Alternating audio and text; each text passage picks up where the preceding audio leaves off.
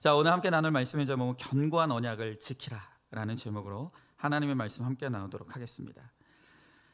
여러분, 우리가 살면서 참 많은 약속의 남발들을 합니다. 결혼식에서는 기쁠 때나 슬플 때나 건강할 때나 병들 때나 내 배우자를 영원히 사랑하겠다고 약속하죠. 또 이제 우리 이제 올해가 얼마 안 남았는데 연초가 되면 금연과 금주, 또 일찍 일어나기, 살 빼기 등 이런 자신과의 약속을 남발을 합니다. 가족과 약속하고 친구와 약속하고 나라의 지도자는 국민과 약속을 하죠. 여러분, 그런데 그 많은 약속들이 안 지켜져요. 이유가 뭘까요? 왜 우리는 우리의 약속이 안 지켜질까요? 여러분, 어떻게 하면 우리의 약속이 건강한 언약으로 지켜질 수가 있겠습니까? 오늘 우리가 그것을 함께 나누기를 원하는데요. 첫 번째로 우리의 죄로 인하여서 약속이 깨진다는 것입니다. 자, 오늘 37절의 말씀에 보니까 우리의 죄로 말미암아 주께서 우리 위에 세우신 이방 왕들이 이 땅에 많은 소산을 얻고 그들이 우리의 몸과 가축을 임의로 가나라오니 우리의 곤란이 심하오며 그랬어요. 여러분, 선거 때마다 이 정치 지도자들이 부르짖는 공약이 그냥 공약으로 끝나고 지켜지지 않아요. 그런데 그 이유가 무엇이냐?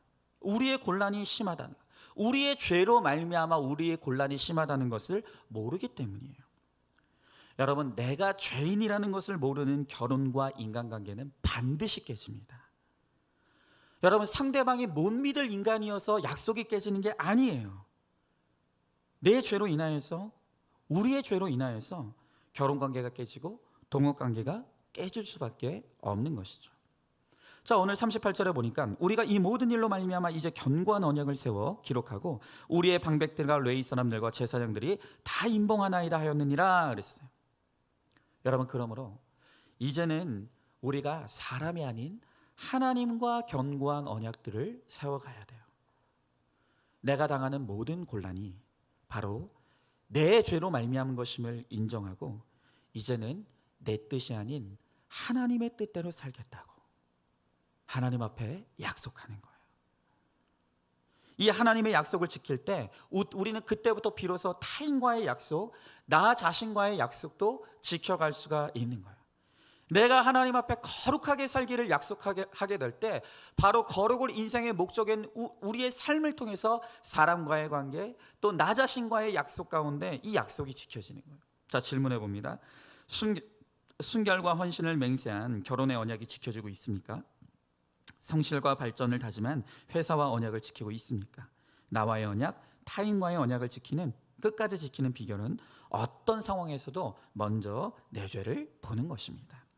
자, 두 번째로 이제 약속을 지키기 위해 지도자와 백성이 화합해야 돼요. 자, 오늘 10장 1절의 말씀에 보니까 그 임봉한 자는 하갈의 아이들 총독 느헤미야와 시드기야라고 했습니다.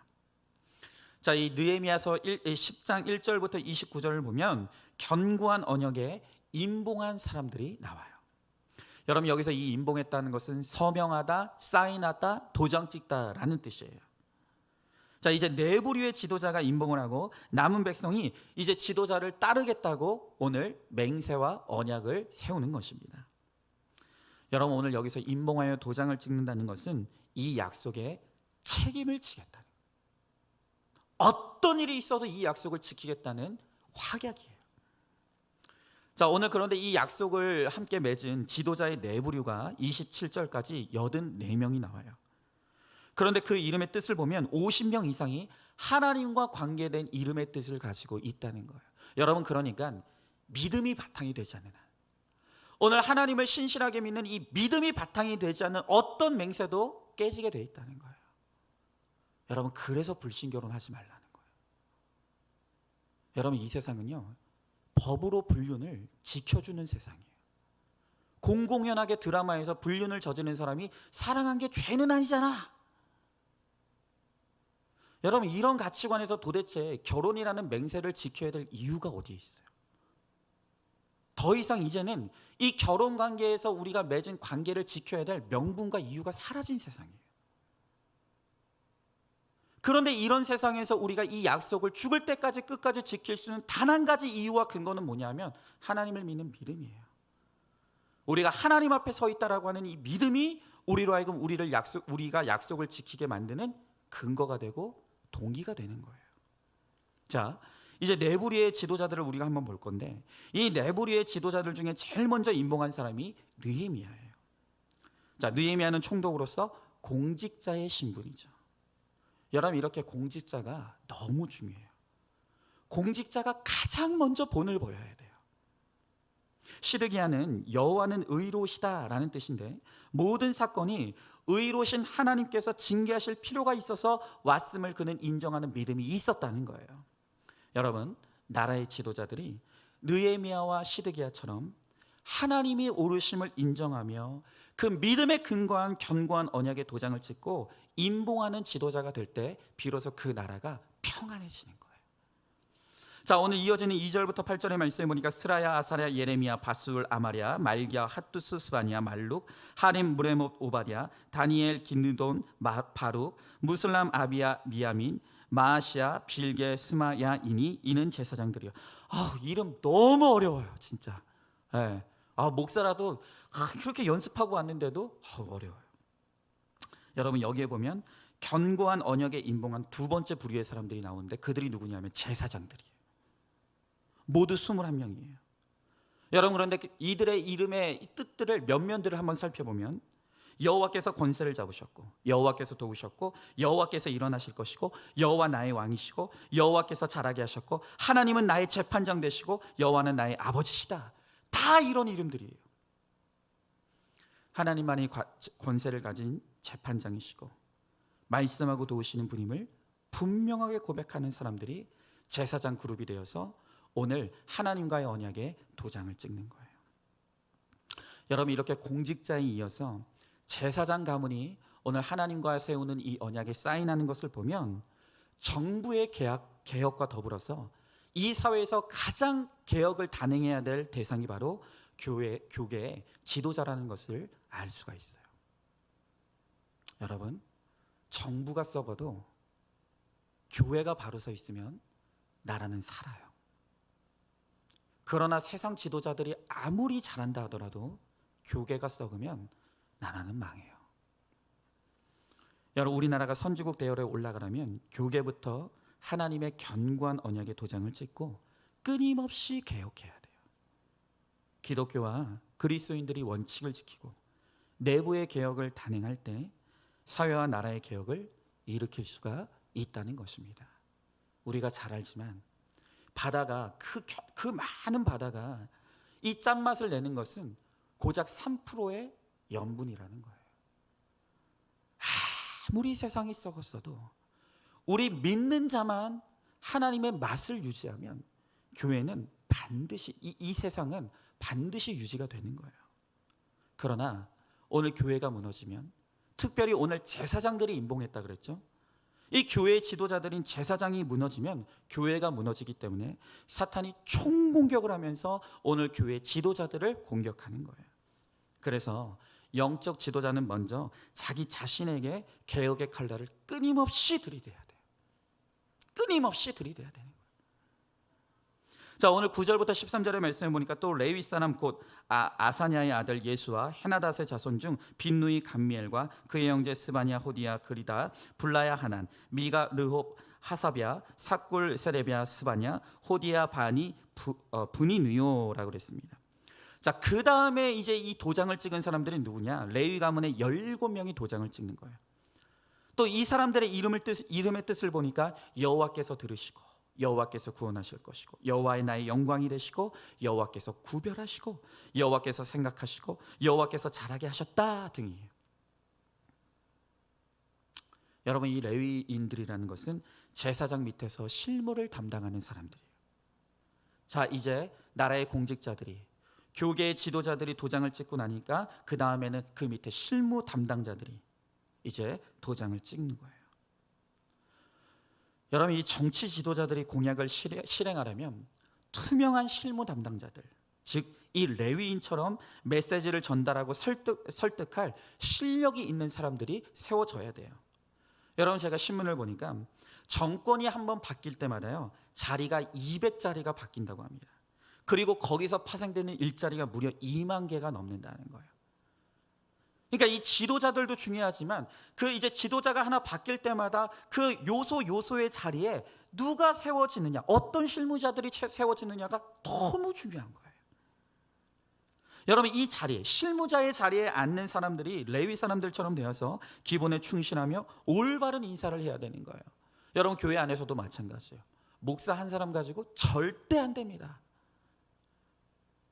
이제 목사가 끊임없이 개혁을 단행하며 거룩을 이루어 간다라고 한다면 이제 그 밑에서 우리 함께 뛰는 우리 목사님들이, 또 우리 중직자들이 실무자가 되어서 그 같이 거룩을 이루어가고 그것들을 각 목장에 퍼져나가게 하고 그것이 한 사람, 성도 한 사람 한 사람에게 전달될 때 교회가 비로소 건강해질 수가 있는 거예요. 누구도 중요하지 않은 사람이 없는 거예요. 오늘 이어지는 14절부터 27절의 말씀에 보니까 이번에는 또 우두머리들이 이 도장에 언약의 도장을 찍었다는 거예요. 또 백성의 우두머리들 곧 바로스 반 모압, 엘람 사뚜 바니, 분니 아스가 베베, 아도니아 비그웨 아딘 아델 히스기야 아술, 호디아 하숨 베세, 하림 아나도 노베, 막비아스 무슬람 헤실, 무세사벨 사독 야뚜아, 블라디아 한인 아나야, 호세아 하나냐 핫숲, 할라헤스 빌하 소백, 룸 하삼나 마아세야, 아히야 하난 아난 말룩 하림 바나인이라 그랬어요. 자, 이번에는 백성의 우두머리들이에요. 자, 그들의 이름은 제사장이나 레위 사람들과는 달라서 하나님과 연관된 이름이 많지 않아요. 이 이름들을 보면 도망치는 모압의 지도자, 말 못하는, 부유한, 풍부한, 가을 소나기, 완고한, 동맹한, 돼지, 하나님께 구축, 뭐 이런 것들이에요. 여러분, 이제까지는 이 이스라엘 공동체에서 두각을 나타내지 못했던 사람들의 이름이 드러나는 거예요. 그리고 그들이 믿음의 본을 보이는 거예요. 여러분, 성경에 보면 나중된 자가 먼저 되고 먼저 된 자가 나중된다 그랬어요. 처음에는 믿음의 언약을 가지고 그렇게 열심히 일하던 사람들도 나중에는 뒤처질 수 있다는 거예요. 그리고 처음에는 무명한 자로 아무것도 아닌 믿음으로 출발한다 할지라도 그 끝에서 빛나는 이름으로 그렇게 하나님 앞에 쓰임받는 인물들이 될 수가 있다는 거예요. 여러분, 목사님들도 마찬가지예요.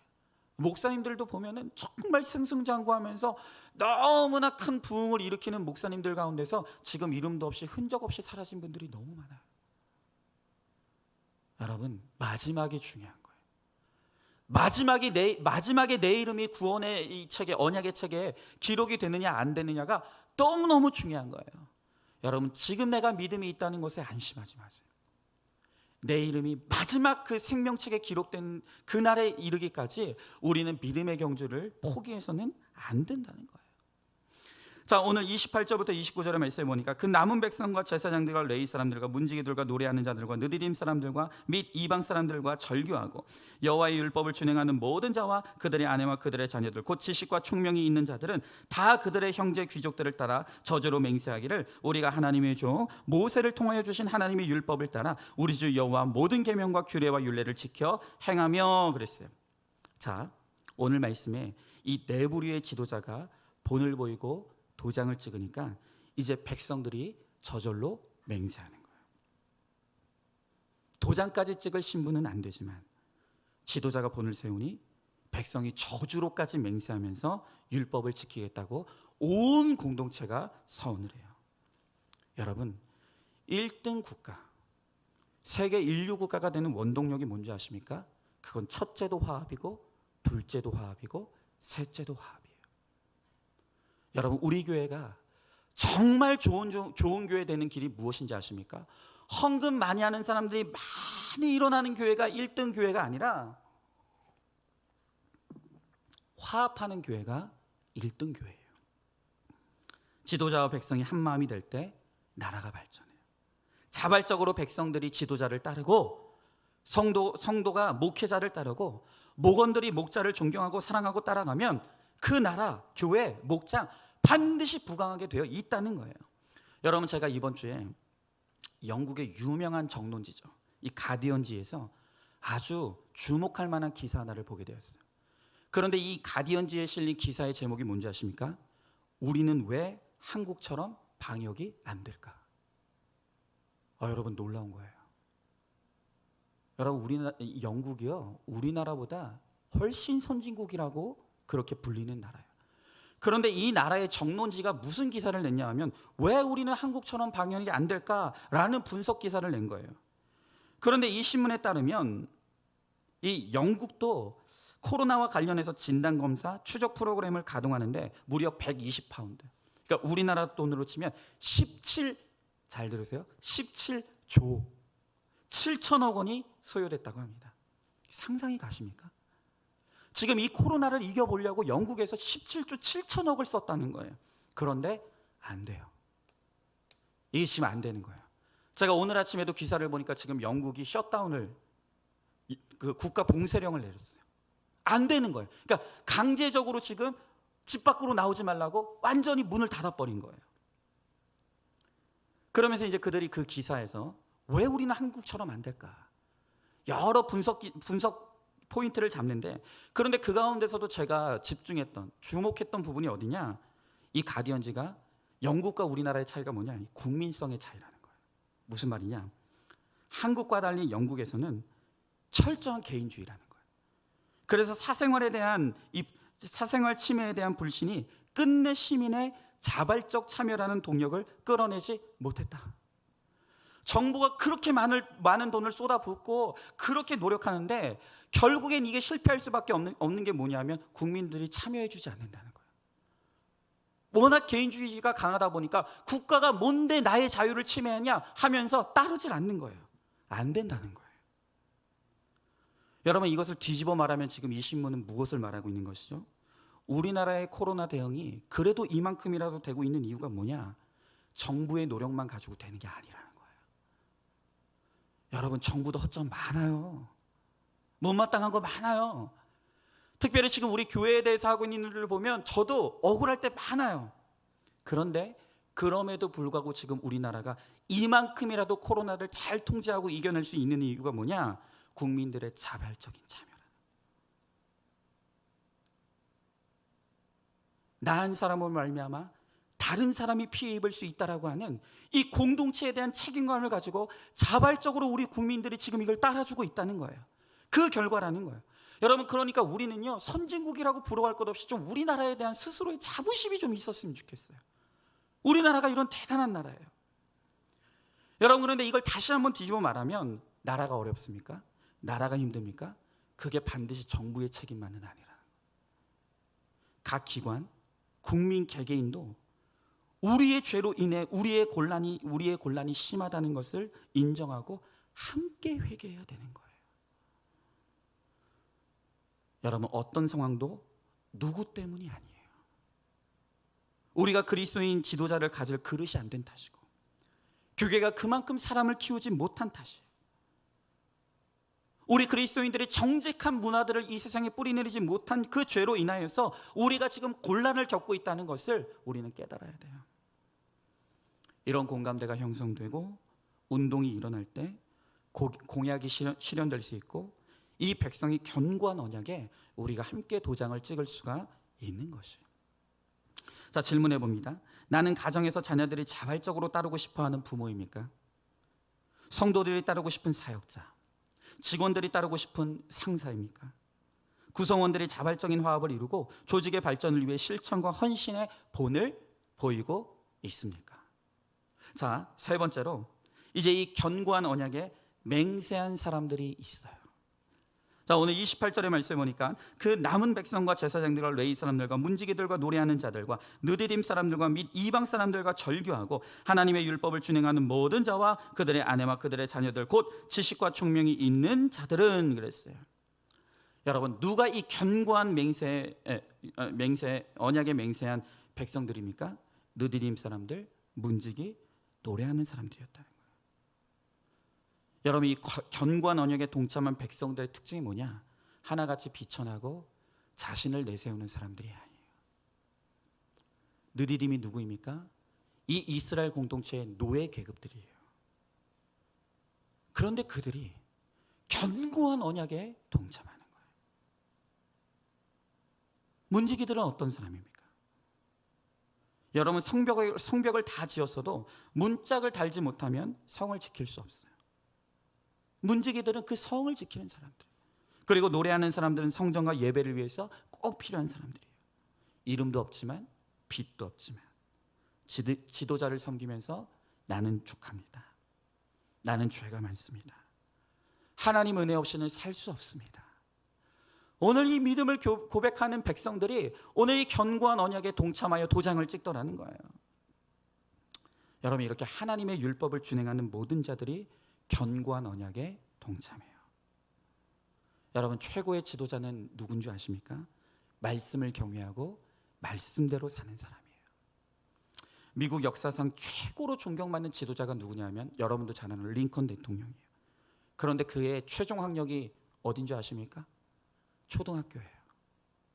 링컨 대통령의 최종 학력이 초등학교예요. 여러분, 혹시 여러분들 가운데 내가 초등학교밖에 나오지 않았다고 혹시 열등감 가지고 계시는 분들, 여러분 열등감 갖지 마세요. 그런데 그는요, 어렸을 때부터 부모로부터 최고의 교육, 성경 교육을 받았어요. 늘 말씀을 읽는 환경에서 말씀을 묵상하는 그런 삶을 살았다는 거예요. 그렇기 때문에 백악관을 기도하는 집으로 만들고 기도의 처소를 따로 만들었어요. 말씀이 있고 기도가 있고 기도하는 어머니가 있었기 때문에 그가 초등학교밖에 나오지 않는 그런 학력이지만 최고의 지도자가 되었다는 거예요. 그리고 그 백성의 아내와 자녀들도 건강한 언약에 맹세해요. 부모의 믿음이 확실하니까 자녀들도 덩달아서 이 맹세에 동참하는 거예요.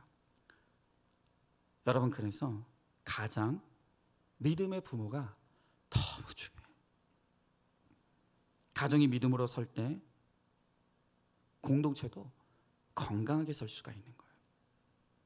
오늘 29절에 다 그들의 형제 귀족을 따라 저주로 맹세하기를 우리가 하나님의 종 모세를 통해 주신 하나님의 율법을 따라 우리 주 여호와의 모든 계명과 규례와 율례를 지켜 행하며 그랬어요.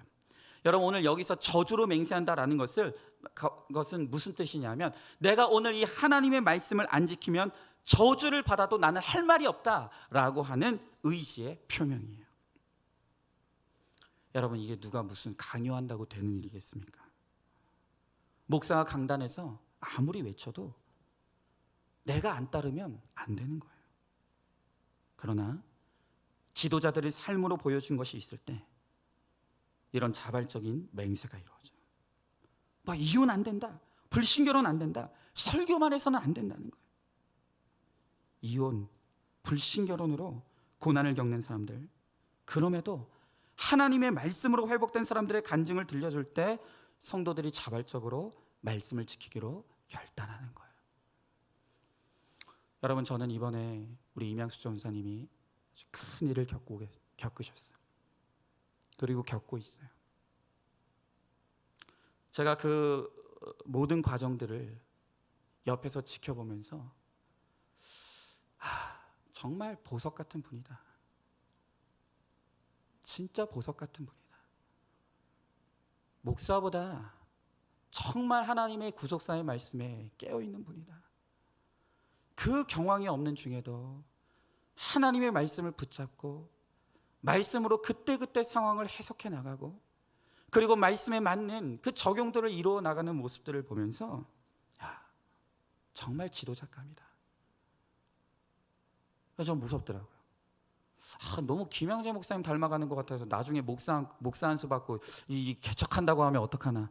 그래서 내가 잘해줘가지고 평생 같이 가려고 지금 그렇게 생각을 하고 있어요. 여러분, 이혼과 불신견으로 고난을 겪는 사람들, 그럼에도 불구하고 하나님의 말씀으로 그 고난을 해석해 나가며 오직 주님으로 말미암아 주님을 누리면서 그렇게 살아가는 간증을 들려주고 삶을 보여줄 때 자발적으로 말씀을 지키기로 오늘 모든 사람들이 따라오는 거예요. 여러분, 한번 질문해 보세요. 지도자의 자리에 있지 않아도 공동체와 나라의 언약에 한 마음으로 동참하고 있습니까? 내 상황과 위치로 합리화하면서 제멋대로 언약을 깨고 있지는 않습니까? 느디딤처럼 자신을 낮추며 질서에 순종하는 것이 언약에 동참하는 방법입니다. 자, 마지막 네 번째로 이제 맹세를 했으면 구체적인 적용으로 나아가야 되는 거예요. 자, 마지막으로 30절 말씀에 보니까 우리 딸들을 이 땅 백성에게 주지 아니하고 우리 아들들을 위하여 그들의 딸들을 데려오지 아니하며 그랬어요. 여러분, 말씀 잘 지켜야지, 큐티해야지 다짐한다고 삶이 변화되는 게 아니에요. 약속했습니까? 언약을 세웠습니까? 그럼 이제 구체적인 적용이 날아가야 되는 거예요. 자, 느헤미야의 인도로 견고한 언약에 동참한 백성들이 오늘 어떤 구체적인 적용을 하죠? 그것은 무엇이냐면 가장 먼저 자녀들을 이방인과 결혼시키지 않겠다는 적용부터 시작하는 거예요. 오늘 그것을 저주로까지 맹세하면서 첫 번째로 지키기로 한 적용이 뭐냐? 불신결혼, 내 자녀들의 불신결혼 절대로 시키지 않겠습니다. 오늘 이것부터 시작하는 거예요. 여러분, 자녀의 결혼을 위해 부모들이 맹세해요. 이 말은 무슨 말입니까? 자녀가 불신결혼을 하는 것은 1차적으로 부모의 책임이라는 거예요. 자기들이 알아서 하겠지? 틀렸어요. 부모의 믿음이 확실하다면 어려서부터 자녀들에게 부지런히 성경을 읽어주고 하나님의 말씀의 가치관을 심어주는 거예요. 왜 이 신결혼이 중요한지, 이 신결혼을 통해서 하나님이 주시는 유익과 기쁨이 무엇인지를 부지런히 가르치는 거예요. 여러분, 교육 최고의 교육은 반복이에요. 내가 삶으로 보여주고 하나님의 말씀으로 끊임없이 가르치는 거예요. 여러분, 말씀으로 키우지 않으면 이방인 같은 불신자를 데리고 올 수밖에 없어요. 아무리 새벽 기도를 열심히 하고 금식을 많이 하고 신앙생활 열심히 해도 자녀들이 불신결혼하는 것은 부모의 신앙의 결론이에요. 어떤 분들은 왜 유독 우리 교회만 불신결혼 안 된다고 저렇게 하는지 모르겠다. 여러분, 그러나 성경의 본문을 보세요.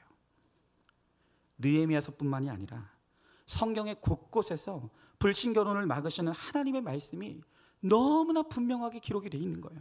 여러분, 특별히 여호수아서 23장 12절에서 13절 말씀해 보니까 여호수아가 백성들에게 이렇게 말하고 있어요. 너희가 만일 돌아서서 너희 중에 남아있는 민족들을 가까이하여 더불어 혼인하며 서로 왕래하면 확실히 알라. 너 하나님 여호와께서 이 민족들을 너희 목전에서 다시는 쫓아내지 아니하시리니 그들이 너희에게 올무가 되며 덫이 되며 너희 옆구리에 채찍이 되며 너희의 눈에 가시가 되어서 너희가 마침내 너희의 하나님 여호와께서 너희에게 주신 이 아름다운 땅에서 멸하리라.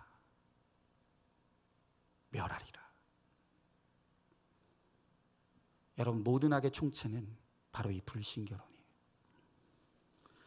하나님께서 이 불신결혼을 이토록 싫어하시는 이유가 뭔가? 불신결혼에는 신앙적인 타락이 필연적으로 따라오게 되어 있기 때문이에요. 여러분, 성경 보세요. 그 유명한 삼손, 그가 하나님께 얼마나 강력한 힘과 능력을 받았습니까? 그런데 삼손이 좋아한 여자들이 딥나 여인이나 가사의 기생, 들릴라 같은 불신자였어요. 이 삼손이 불신결혼하고 불신교제하고 불신결혼했다가 망했어요. 솔로몬 보세요. 그처럼 지혜로운 왕이 따로 없었어요. 그런데 정략적으로 이방 왕의 딸들을 데려다가 결혼했죠. 인본주의적으로 나라를 위해 결혼했는데 후궁이 700명이고 첩이 300명이었어요. 1000명의 여인들과 불신교제했고 불신결혼했어요. 여러분, 생각해 보세요. 1000명의 여인들을 산술적으로 생각해 보세요. 1000명의 여인들을 하루에 한 명씩만 만난다고 생각해도 그 여인들이 솔로몬을 만나기 위해서 2년이 넘는 시간이 걸려요. 얼마나 외로웠겠습니까? 그래서 이 여인들이 그 시간들을 견디기 위해서 각자 자신이 섬기던 나라의 신들을, 이방 신들을 가져와서 음란하게 섬기는 거예요. 솔로몬 시대에 이 1000명이나 되는 후궁과 첩들이 가지고 온 이방 신들로 말미암아 들끓었어요. 여러분, 이들의 우상숭배가 그들에게서 끊어졌겠습니까? 그 자녀들에게도 이어졌을 거예요. 결국 우상숭배의 결론으로 이스라엘이 남북으로 갈라지고 북이스라엘은 아수르에 의해 멸망당하고 남유다는 바벨론에 의해서 멸망당했어요. 여러분, 이 모든 것의 시작이 불신결혼이에요.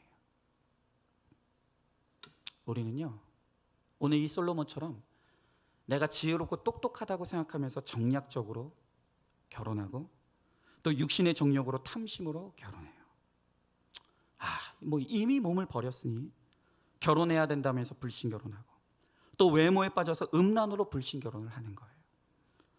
이래저래 내가 불신결혼해야 될 이유들은 뭐 이유만 되면 100가지, 1000가지, 10,000가지가 넘는 거예요.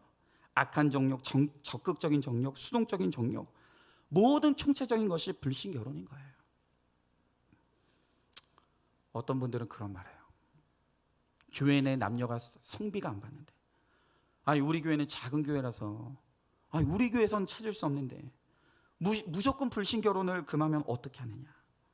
여러분, 그런데요, 느헤미야 당시에도 얼마든지 불신결혼을 합리화할 이유가 많았어요. 바벨론의 포로기를 거치면서 하나님 믿는 사람들이 현저히 줄어들었어요. 그러니까 그 공동체에 믿음의 인물들을 찾기가 너무너무 힘들었다는 거예요. 여러분, 그러니 이방인과 결혼하는 것은 어쩔 수 없다라고 말하는 것이 이 이스라엘 공동체에서도, 느헤미야 때에서도 당연하다고 생각할 수 있었다는 거예요. 그런데 오늘 느헤미야가 무엇을 약속합니까? 어떤 경우에도 우리 공동체가 살기 위해서는 불신결혼을 하지 않겠습니다. 여러분, 하나님께서 나에게 주신 목적이 뚜렷하다면, 인생의 목적이 뚜렷하다면 그 목적을 위해서 결혼할 수도 있고 안 할 수도 있어요. 내 옆에 믿는 사람이 없다면 스스로 고자가 되어도 그 길로 가야 돼요. 여러분, 여기 고자라는 말이 나오는데 성경에 하늘로부터 내려온 고자라는 말이 있죠. 이게 여담인데, 제가 대학 때 우리 친구들이 저한테 붙여준 별명이 있었어요. 뭐냐면 하늘로부터 내린 고자예요. 그게 제 별명이에요. 왜 그러냐면, 여러분, 제가 신학교 다녔지만 신학교 내 신학생들도 얼마나 자기들끼리 거기 남자도 있고 여자 전도사들도 있고, 거기 신학교에 오는 우리 자매들 보면 사실 교회에서 내노라는 신앙 가진 자매들 아니겠습니까? 막 서로 사귀고 막 난리도 아니에요. 근데 저는요, 신학교, 신학대학원, 그 믿음 좋다는 자매들이 있는 곳에서도 한 번도 교제를 해본 적이 없어요. 그러니까 제 친구들이 저를 보면서 쟤는 고자가 틀림없다, 쟤는 하늘로부터 내린 고자다. 여러분, 제가 신학교 다닐 때 인기가 있었을까요? 없었을까요? 저 좋다고 하는 여자가 있었게요? 없었게요? 대답 안 하겠습니다. 근데요, 제가 어렸을 때부터 철저히 받은 교육이 무엇이었냐면, 때를 기다려라. 하나님이 반드시 너의 짝을 예비해 놨고 주실 것이다. 여러분, 저는 교회에서만 산 사람이에요. 근데 제 배우자를 어디서 만난 줄 아십니까? 우리 교회에서 만나지 않았어요. 제가 사역했던 교회에서 만난 게 아니에요. 내 신학대학에서 만나지 않았어요. 저 신대원에서 만난 것도 아니에요.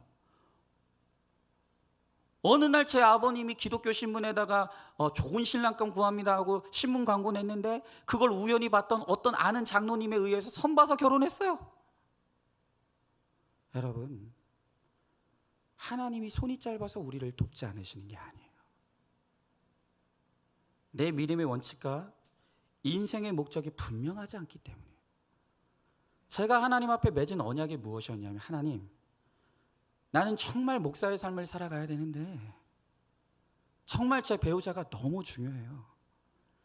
정말 하나님께서 예비해 주신 배우자 저한테 꼭 주셔야 됩니다. 내가 그때까지 잘 지키고 있겠습니다. 잘 기다리고 있겠습니다. 옆에서 너는 하늘로부터 내린 고자다, 어쩌고저쩌고 해도, 여러분, 제가 한 번도 교제 안 했어요. 그리고 만약에 하나님께서 너는 그냥 결혼하지 말고 사역해라 라고 했으면 결혼 안 해줄 수도 있어요.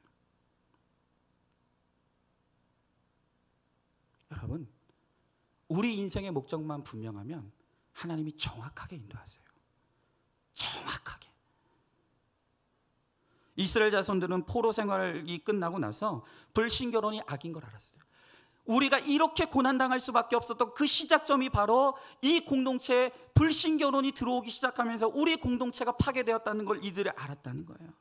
여러분, 인생의 목적, 결혼의 목적이 거룩이라는 것을 육신과 정욕을 따라 했던 이 결혼의 결론으로 고난을 만나보니 그들이 깨달았다는 거예요. 그래서 그들은 오늘 하나님의 언약을 지키겠다고 하는 이 도장을 찍고 가장 먼저 적용을 이룬 것이 뭐냐? 불신결혼하지 않겠습니다. 다시는 불신결혼하지 않겠습니다. 이것부터 적용하는 거예요. 여러분, 오늘 이 말씀을 들으면 되게 마음 아프신 분들이 있을 거예요. 아니, 당장 저번 주에 우리 권사님 딸 결혼했잖아요. 불신결혼이에요. 우리 목자님 중에서도 지금 딸 결혼해야 되는데 불신결혼이에요. 심지어 그 딸이 주일날 결혼하겠다고 해요.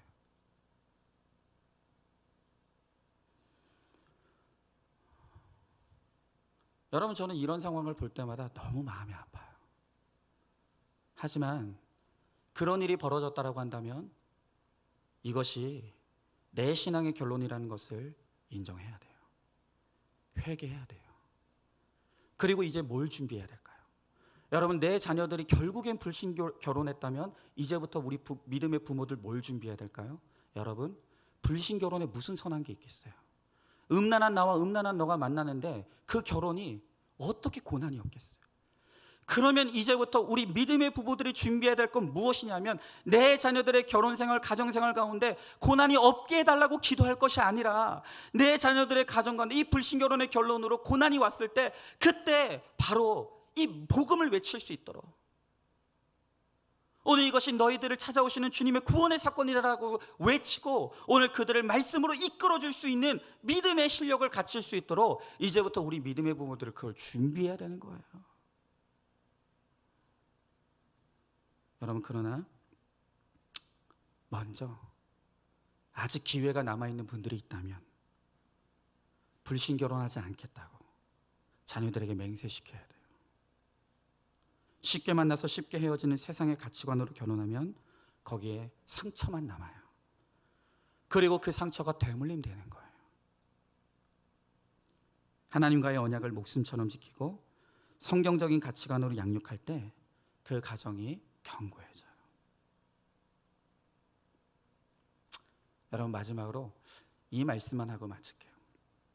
아까도 말씀드렸지만 우리 임양수 전사님이 이번에 큰 일을 당했죠. 가장 안 좋은 부위에 우리 이성호 전사님 뇌혈관이 터져가지고 병원에서 가망이 없다. 가족들 다 불러서 마지막 인사시키고 그렇게 해라. 교회 차원에서는 지금 수원에 지금 입원해 계시니까 장례식 준비하라고 하니까 안산의 장례식장까지 다 예약해 놓고 있었어요.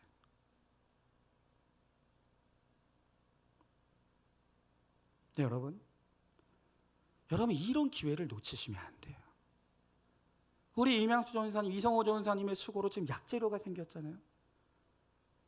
제가 어제 저녁에 우리 자녀들 모아놓고 큐티 가정 예배 드리면서 우리 자녀들하고 그런 이야기했어요. 얘들아, 우리 임양수 전사님의 가정에 이런 일이 생겼어. 잘 기억하렴. 우리가 이 땅에 살다가 누가 먼저 죽을지 몰라. 아빠가 너희보다 먼저 죽을 수도 있고 너희가 아빠보다 먼저 죽을 수 있어. 그런데 만약에 아빠가 너희보다 오래 살지 못, 너희랑 같이 오래 살지 못하고 만약에 먼저 죽는다고 한다면, 내일이라도 죽는다고 한다면 얘들아, 절대 슬퍼하지 마라. 왜냐하면 하나님을 믿는 우리는 잠시 헤어지는 것이고 천국에서 영원히 만날 거야. 그러면서 제가 제 아이들하고 약속하는 게 있어요. 제가 아이들한테 물어봤어요. 얘들아, 너희는 우리 집에서 태어난 게 좋니? 좋대요. 물론 살려면 그렇게 말아야겠죠. 아직까지는. 좋대요. 야, 그러면 우리 천국에서도 영원히 또 봐야 되지 않겠니? 봐야 된대. 그래서 제가 제 아이들한테 어제 저녁에 그렇게 이야기했어요. 얘들아, 우리 약속하자. 오늘 이 시간 우리 하나님 앞에 약속 하나만 하자. 너희들이 먼저 죽을 수도 있고 아빠가 먼저 죽을 수도 있고, 그러나 누가 먼저 죽는 게 문제가 아니라, 누가 먼저 앞서서 죽느냐가 문제가 아니라 우리가 믿음 안에만 있으면 우린 다시 만나. 그러니까 우리 약속 하나만 하자. 만약에 너희보다 아빠가 먼저 죽는 일이 일어난다면 슬퍼하지 말고 이 땅에서 아빠가 가졌던 이 믿음 너희들 끝까지 잘 지키고 끝까지 이 믿음대로 살다가 우리 천국에서 다시 만날 것을 약속하자. 하나님과 저희가 어제 저녁에 우리 아이들과 하나님의 말씀으로 견고한 언약을 세웠어요. 우리 이명숙 전사님께서 주신 너무나 귀한 약재료를 가지고 어제 저녁에 말씀 앞에서 저희 자녀들과 견고한 언약을 세웠어요. 누가 죽더라도 잠시는 슬프지만 아주 슬퍼하지 말자. 그리고 믿음이 있다면 우리는 다시 만날 것이니 이 땅에서 견고한 믿음을 가지고 말씀대로 살다 천국에서 다시 만나자.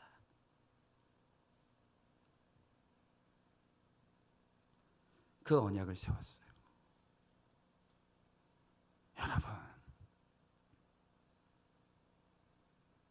여러분 어떤 언약을 맺으며 살아갑니까?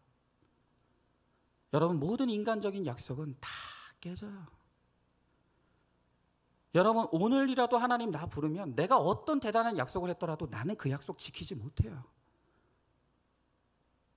인간이 그런 존재예요. 그러나 우리가 하나님과 언약을 맺으면 하나님은 반드시 우리가 하나님과 맺은 그 언약을 내가 죽은 다음에라도 반드시 이루어지게 하세요. 하나님, 내가 부모로서 믿음대로 잘 살겠습니다. 어떤 일이 있어도 하나님의 믿음대로 살겠으니 하나님, 내 자녀들 반드시 구원시켜 주시옵소서.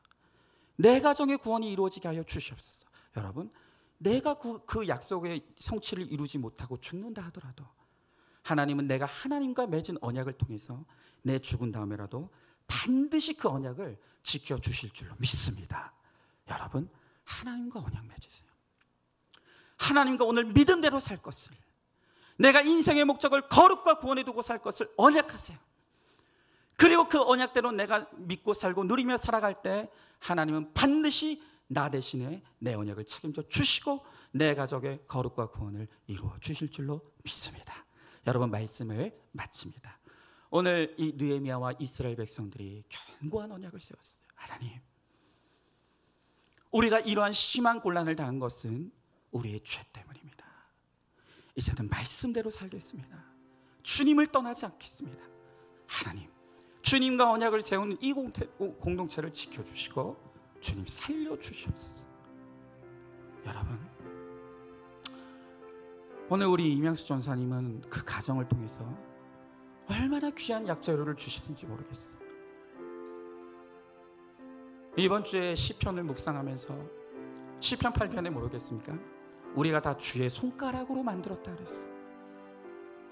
오늘도 주의 손가락에 우리를 대시면 죽었다가도 살아날 수 있는 것이고, 주의 손가락에 우리를 대시면 오늘도 건강하게 살다가도 오늘 내일 우리가 죽음을 맞이할 수 있는 거예요. 여러분, 헛된 약속하지 마세요. 헛된 맹세하지 마세요. 우리는 그런 약속을 지킬 힘이 없어요. 오늘이라도, 오늘 이 예배를 끝나고 내가 집으로 돌아가는 중에라도 주님이 은혜의 손을 놓으시면 나는 가야 하는 거예요. 여러분, 이 시간 하나님과 언약을 맺으세요. 하나님, 내가 얼마나 살지 모르겠지만 하나님의 말씀 붙들고 살겠습니다.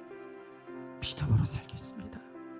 하나님, 내 비록 연약한 믿음이지만 나의 믿음을 통해서 내 가정의 구원이 이루어질 수 있게 하시고 내 가정에 주님을 만날 수 있도록 주님 은혜를 달라요. 오늘 주님과 견고한 언약을 세울 때 반드시 주님은 내 죽은 다음에라도 반드시 그 언약을 책임져 주시고 하나님께서 지켜주십니다.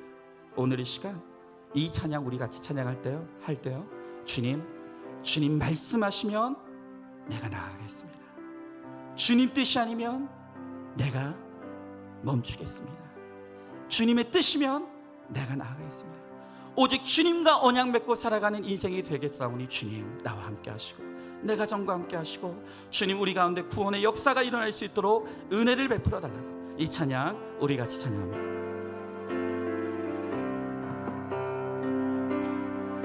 주님 말씀하시면 내가 나아가리다. 주님 뜻이 아니면 내가 멈춰서리다. 나의 가고 서는 것 주님 뜻에 있으니 오 주님 나를 오늘 이 시간 주님과 언약을 맺길 원합니다. 주님 말씀하시며 내가 나아가리다. 주님 뜻이 아니면 내가 멈춰서리라. 나의 가고 서는 것 주님 뜻에 있으니 오 주님 나를 이끄소. 뜻하신 곳에 내가 있길 원합니다. 뜻하신 그곳에 나 있기 원합니다. 이끄시는 대로 순종하며 살리니 연약한 내 영혼 통하여 임하소서. 주님 나라와 그 뜻을 위하여 오 주님 나를 이끄소. 이 시간 반주해 주시고 여러분 한 번 더 우리의 죽음을 한번 묵상하길 원합니다. 여러분 죽음을 묵상하는 것은 우리 하나님의 사람들이 최고의 특권이에요. 우리가 그렇게 연약하고 우리가 그렇게 한없이 부족한 인생입니다. 하나님의 살게 하시면 살 것이지만 하나님의 때가 되어서 부르시면 누구도 하나님의 부르심에 거부할 수 없어요. 저항할 수 없어요. 여러분 이 시간 하나님과 맺은 언약만이 영원한 것이에요. 주님의 뜻대로 살 것을, 인생의 목적이 거룩에 있음을 믿고 거룩을 쫓는 삶을 살 것을, 오늘 내가 주님을 위하여 사는 삶을 살아갈 때 주님께서 내 가정을 책임져 주시고 내 가정을 구원으로 이끌어 주실 것을 믿고 고백하며 주님과 언약할 때 주님이 나를 통해서 반드시 그 언약을 신실하게 지키시는 역사를 이루어 주실 것을 믿습니다. 주님, 내가 오늘 이 시간 주님과 언약하겠습니다. 주의 말씀 앞에 도장 찍겠습니다. 주님의 뜻대로만 살겠습니다. 오늘 이 시간 이것을 결단하는 마음으로 이 시간 한 번 더 이 찬양 찬양하고 우리 함께 기도하도록 하겠습니다.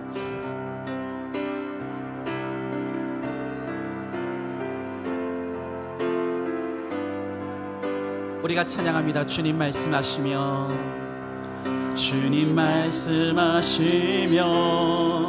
내가 나아가리다. 주님 뜻이 아니면 내가 멈춰서리다. 나의 가고 서는 것 주님 뜻에 있으니 오 주님 나를 이끌. 그렇습니다. 다시 한번 주님 말씀하시며 내가 나아가리다. 주님 뜻이 아니면 내가 멈춰서리라. 나의 가고 서는 것 주님 뜻에 있으니 오 주님 나를 이끄소. 우리 고백합니다. 뜻하신 그곳에 나 있기 원합니다.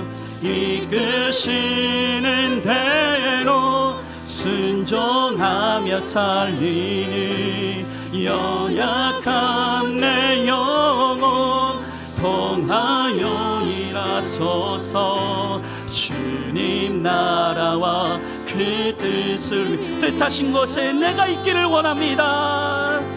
뜻하신 그곳에 나 있기 원합니다.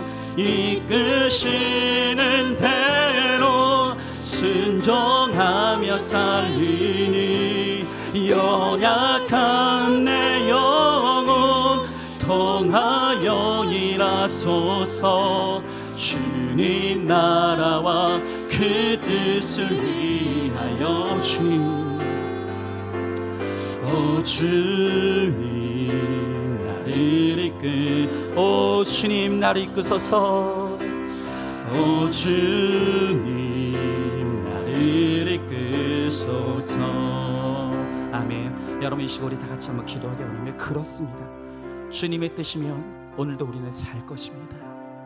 그러나 주님의 뜻이 아니면 우리의 삶은 오늘로 멈춰설 것입니다. 모든 것이 주님의 뜻에 있습니다. 우리의 삶은 주님이 기뻐하시는 뜻을 따라 살다가 우리의 사명이 끝나는 날, 우리의 인생의 연수가 끝나는 날 주님 앞에 부름받는 것입니다. 그래서 우리의 인생의 목적은 거룩이고 구원입니다. 하나님, 오늘이라도 주님 부르시면 가야 하는 나의 인생, 이 시간 주님과 견고한 언약을 맺길 원합니다. 주님 뜻대로 살겠습니다. 주님이 기뻐하시는 삶만 따르며 살겠습니다. 나의 인생의 목적이 거룩과 구원에 있음을 믿고 하나님, 주님의 거룩을 쫓아 살아가는 인생이 되겠습니다. 주님, 나와 함께하여 주십시오.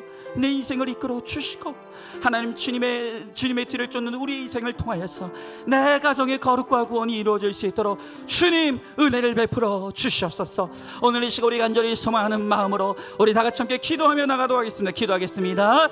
사랑과 은혜가 충만하신 하나님 아버지, 주님의 귀한 사랑과 은혜를 감사드립니다. 아버지 하나님, 오늘도 주님의 말씀 앞에 서게 하시고 그 말씀 앞에서 아버지 우리가 다시 한번 견고한 언약을 세우며 나갈 수 있도록 은혜를 베풀어 주심을 감사드립니다. 주님, 그렇습니다. 주님의 뜻이면 오늘도 우리가 살 것입니다. 그러나 주님의 뜻이 아니면 오늘 우리의 인생은 맞춰져야 합니다. 주님 언제 부르시더라도 우리가 주님 앞에 부르시는 날 아버지 주님의 부르심을 받을 수 있도록 준비되는 인생이 되게 하여 주시옵시고, 아버지 하나님, 주님 앞에 부끄러울 것이 없는 인생으로 아버지 주님의 뜻을 따르며 살아가는 우리의 인생이 되게 하여 주시옵소서. 오늘 이 시간 견고한 언약을 세우게 하여 주시옵시고, 주님 뜻대로 살 것을, 주의 말씀대로 살 것을, 아버지 하나님 주님이 기뻐하시는 대로 살아갈 것을 오늘 우리가 결단함으로 말미암아 헌신된 나의 삶을 통하여서 아버지 내 가정을 책임져 주시고 아버지 하나님, 아버지 우리의 후손들을 이끌어 주시는 하나님의 은혜를 누리며 나아갈 수 있도록 주여 하나님 아버지 함께 하여 주시옵소서. 주님 아버지, 하나님 아버지, 내가 언제 죽을지 알지 못하지만 아버지 나의 걸음이 믿음의 걸음이 되게 하여 주시옵시고 아버지 나의 삶의 목적이 거룩이 되게 하시며 아버지 하나님 아버지 주님의 뒤를 쫓아 잘 살아가다가 아버지 주님 부르시는 날 주님 앞에 설 수 있도록 주여 하나님 아버지 함께 하여 주시옵시고 주님 아버지 역사하여 주시옵소서. 아버지 우리의 믿음을 지켜 주시옵소서. 우리의 걸음을 인도하여 주시옵소서. 아버지 우리와 함께 하여 주시옵소서. 주님 아버지 역사하여 주시옵시고 주님 인도하여 주시옵소서. 아멘. 하나님 감사합니다. 오늘도 이 복된 날 우리들에게 허락하시고 오늘 주님의 존전 앞에 나와 주와 견고한 언약을 세울 수 있도록 은혜 베풀어 주심을 감사드립니다. 하나님, 우리는 우리의 연수를 알지 못합니다. 제가 주님 앞에 먼저 부름받을지, 혹 우리 사랑하는 성도들이 주님 앞에 먼저 부름받을지 하나님 모르겠습니다. 혹시 오늘이 우리가 서로를 바라보는 마지막 날이 될지 하나님 모르겠습니다. 하나님, 그러나 우리가 하루를 더 사는 것이 우리의 인생의 목적이 아니라 우리의 인생의 목적이 거룩임을, 구원임을 알기에 우리의 연수와 상관없이 우리는 그저 우리의 목적대로 하나님이 이끄시는 대로 우리의 믿음의 길을 걸어갈 뿐입니다. 주님, 오늘 이 시간 이 예배에 동참하는 우리 사랑하는 모든 성도들이 하나님의 말씀 앞에서 견고한 언약을 세우게 하여 주시옵소서. 주의 말씀대로 살 것을, 주님이 기뻐하시는 뜻대로 살 것을, 하나님 인생의 목적이 거룩임을 알게 하셨사오니 그 거룩을 쫓아 살아가는 인생이 될 것을, 그러함으로 말미암아 우리가 주님의 뜻대로 잘 살아가다가 주님 우리를 언제 부르실지라도 하나님 그 부르심에 응답하여 기쁨으로 주님을 만나는 우리 모두가 되게 하여 주시옵소서. 또한 이 땅에서 내가 하나님과 맺은 그 견고한 언약을 잘 지키며 살아감으로 말미암아 하나님 내 가족들이, 그리고 내가 보지 못할 내 후손들까지도 나의 언약이 기초가 되어서 하나님 내 가정을, 내 후손들을 구원으로 이끌어 주실 하나님의 신실한 언약의 약속을, 언약이 약속이 성취될 것을 믿으며 오늘도 그것으로 기뻐하며 감사하며 살아가는 우리 모두가 되게 하여 주시옵소서. 특별히 오늘 이 시간 우리 이명숙 전사님의 가정을 위해서 기도합니다. 하나님 아버지, 오늘 우리는 주의 손가락으로 지으시고 주의 손가락으로 손을 대시어 살아가는 인생입니다. 하나님, 우리 이명숙 전사님 오늘도 정말로 오늘 이 교회 교역자로 지도자로 세워주심으로 하나님께서 귀히 들어 쓰시는 가운데 이 고난을 통해서 다시 한번 말씀대로 믿고 살고 누리는 삶의 본을 보이며 가고 있습니다. 하나님, 우리 이명수 전사님과 이성호 전사님 주님께서 강한 팔로 붙들어 주시옵시고 하나님 그 병상의 시간들 가운데서 뜨겁게 주님 만나게 하여 주시옵시고 하나님 그 시간들을 통하여서 하나님 더욱더 하나님 견고한 믿음의 약속을 세워 하나님 이 가정이 오직 하나님께 영광이 되는 믿음의 복된 가정이 될 수 있도록 주님 역사하여 주시고 함께하여 주시옵소서. 우리 주님께서 반드시 그렇게 하여 주실 줄 믿사오며 사랑이 많으신 우리 예수님 이름 받들어 기도드리옵나이다. 아멘.